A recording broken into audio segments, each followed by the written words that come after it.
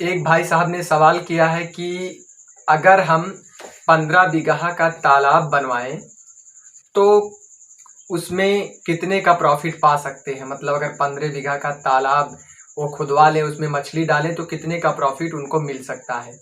देखिए भाई, मतलब रही बात प्रॉफिट की, तो अगर आपके पास पैसा है, मतलब बहुत सारा पैसा है, तो आप एकाएक मतलब 15 बीघे में तालाब बनवा लिए, उसमें पानी डाल लिए और मछली के बच्चे डाल लिए और आपके बच्चे तैयार भी हो गए। लेकिन आपको घाटा भी लग सकता है और फायदा भी हो सकता है।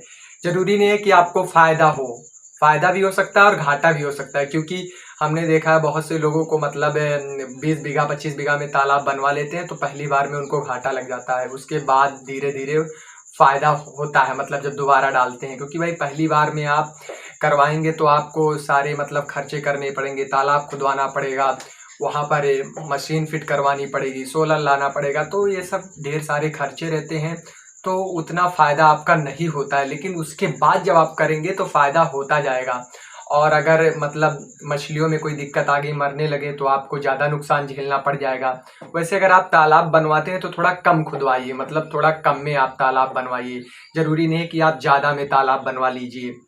तो अगर आप बनवाना भी चाहते हैं तो बनवाइए, कोई दिक्कत नहीं। अगर आपके पास पैसे हैं, आप मछली बिजनेस में आना चाहते हैं तो आइए और प्रॉफिट अर्न करिए। कभी प्रॉफिट होगा तो कभी हानि भी होगी। तालाब अगर आप खुदवाना चाहते हैं तो आप खुदवाइए, क्योंकि वो आपके ऊपर डिपेंड करता है। अगर आपके पास पैसे हैं तो आप चीज़ों को जल्दी जल्दी अरेंज कर लेंगे, अगर पैसे नहीं है तो थोड़ा दिक्कत होगी। अगर पैसे नहीं है तो थोड़ा कम तालाब खुदवाइए।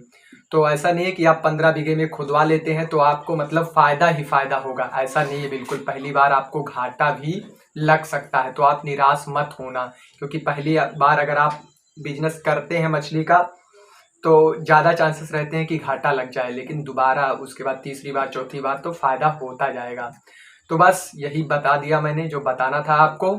चलिए दोस्तों, मिलते हैं अगली वीडियो में।